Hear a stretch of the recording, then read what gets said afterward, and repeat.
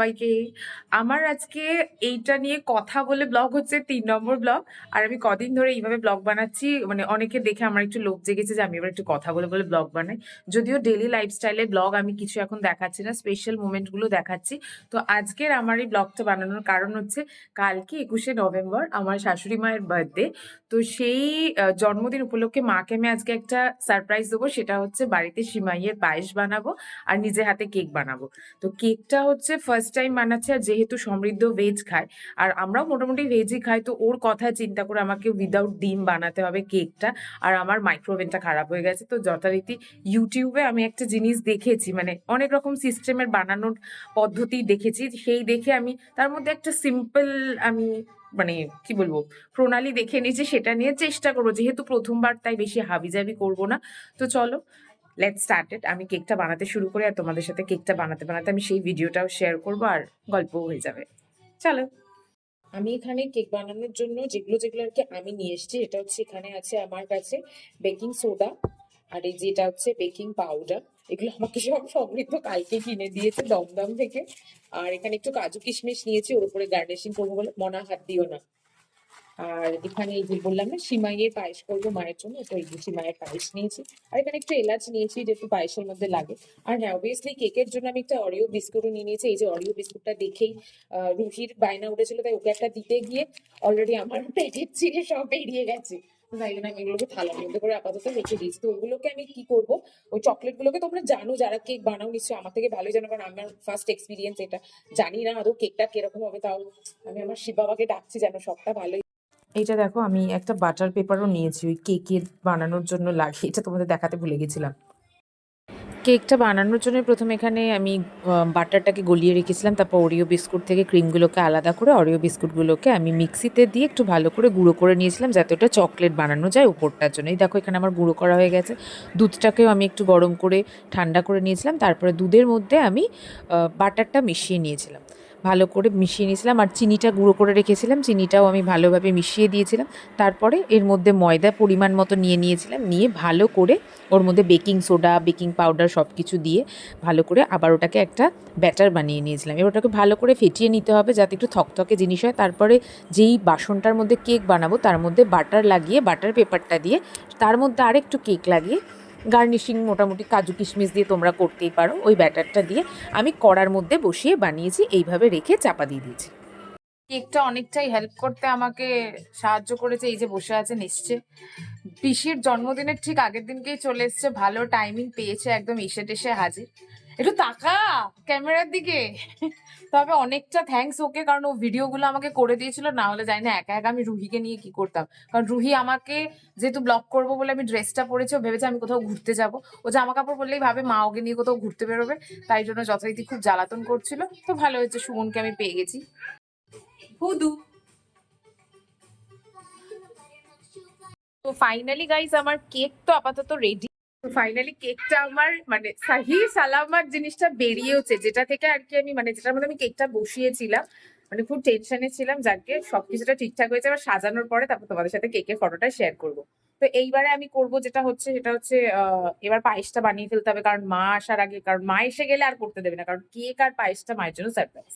Finally পায়েসটা আমি ready করে নিই, কড়াটা বসিয়ে দিয়েছি। প্রথমে সেমাই পায়েস তো তোমরা সবাই জানো কিভাবে রেডি করতে হয়, এখানে তাও শেয়ার করতে আমার তোমাদের সাথে ভালো লাগে। রুহির শরীরটা খারাপ, একটু টেনশন হয়ে গেছিল, বাট আলটিমেটলি এখন সব ঠিক আছে। সিমাইটা আমি আর প্রথমে ভেজে কড়াতে ঘি দিয়ে দিয়েছি। বানানোর সময় আমার একটু কেক মানে কেক বলছি বাটার বেঁচে গেছিল, সেই বাটারটাকেও আমি দিয়ে দেবো, মানে এখানে সিমাইয়ের মধ্যে দিয়ে দেবো। সিমাইটা ভাজা হয়ে যাবে তাহলে এর সাথে একেবারে। তারপরে এটার মধ্যে মানে ভাজা হয়ে যাওয়ার পরে দুধটা আমি পাশে ফুটতে, অলরেডি আমার দুধটা তোমার গরম করাই আছে, মানে ফোটানোই আছে। এবার দুধটা তাও আমি বসিয়ে এবার সিমাইটা ভেজে ওর মধ্যে দিয়ে দেবো। এই যে সিমাইটা নিয়ে নিয়েছি, পাশে দুধও বসিয়ে দিয়েছি। দুধ যদিও আমার আগে থেকে গরমই ছিল।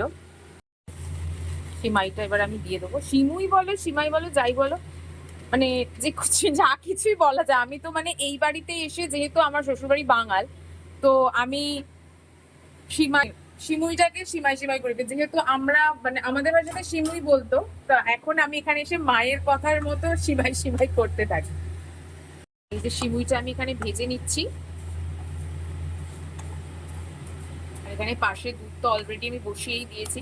দুধটা আর একবার যদি ফুটে যায় দেন তারপরে সিমুইটা মিশিয়ে ওর মধ্যে মানে যা যা দেয় আর কি সবকিছু দিয়ে দেবো। সিমুইটা লাল লাল ভাজা হবে ঘিয়ের সাথে। এই যে আমার এখানে সিমুই ভাজাও হয়ে গেছে। আমি জানি না মায়ের কেমন লাগবে সিমুইটা, প্রথমবার আমি করছি, আগের বার একবার করেছিলাম, মায়ের খুব ভালো লেগেছে।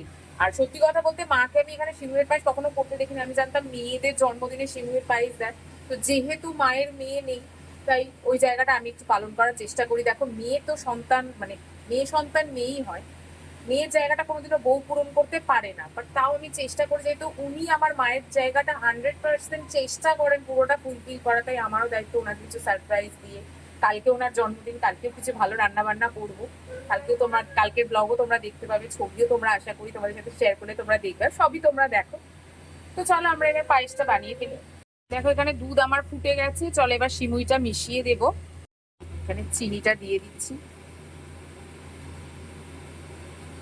অল্প করে প্রথমটা দিলাম, সিমাইটা সেদ্ধ হলে তারপরে পুরোটা আবার দেবো আমি। কাজু কিশমিশটাও দিয়ে দিলাম, এলাচও দিয়ে দিয়েছি। তো দেখো আমার এখানে পায়েস রেডি হয়ে গেছে, এবার আমি এটাকে চাপা দিয়ে রেখে দেবো, কারণ সিমইয়ের পায়েস এমনি জমে যায় ঠান্ডা হলে। দেখো ঘরেতে আমার যতটুকু যা ছিল, আর বিশেষ করে রুহির জেমস গুলোকে চুরি করে আমি গার্নিশ করে দিয়েছি, আর উপরে একটু অরিও বিস্কুট দিয়ে চকলেট ক্রিম বানিয়ে দিয়েছি। দেখা যাক মায়ের কেমন লাগে। মা এখানে চলে এসেছিল দোকান থেকে, তারপর খেতে বসেছিল, আর আমি লুকিয়ে লুকিয়ে এখানে ভিডিও কিছু ক্লিপ তুলে নিয়েছিলাম।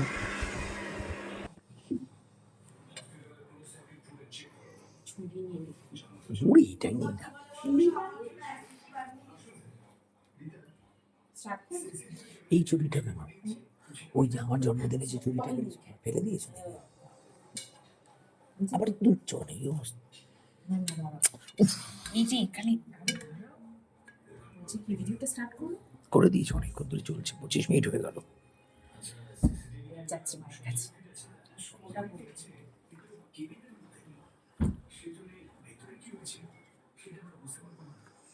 Happy birthday to you. Happy birthday to you. Happy birthday dear mama. Happy birthday to you. মা এগুলো আমার হাতে বানানো মা। হ্যাপি বার্থডে, হাততালি দাও মাম্মা, হাততালি দাও আগে। ভিডিও করো ভিডিও করো ভিডিও করেছি। ভিডিও করো। দেখো কার কেক। আর 10 তারিখে ফু দাও মা। মা মনা ধরো, মনা ফু দাও দাঁড়া এইটা দিয়ে ফু দে।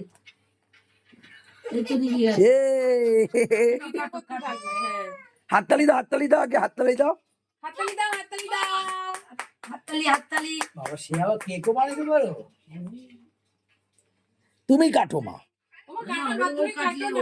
নেই তো কাটতে পারছে না, দেবে না, চাকু লেগে যাবে। এবার আমাকে দিয়ে দাও, আমি করছি। বিপদ হয়ে যাবে, চাকু খাও, আশা করি ভালো লাগবে। তোর খেয়ে নিও না, সে আকে দাও।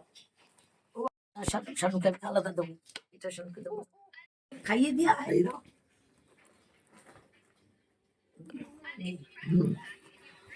ভালোই হয়েছে,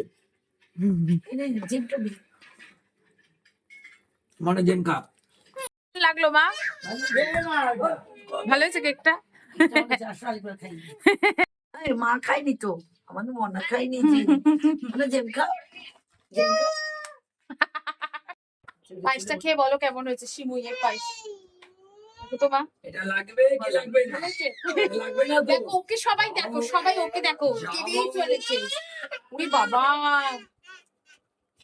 চলো আজকের মতো এখানে গুড নাইট। রুহি প্রচন্ড কাঁদছে, রুহি থাকতে দিচ্ছে না, কালকের ব্লগ আবার তোমাদের সাথে আমি শেয়ার করবো। আজকের মতো টাটা।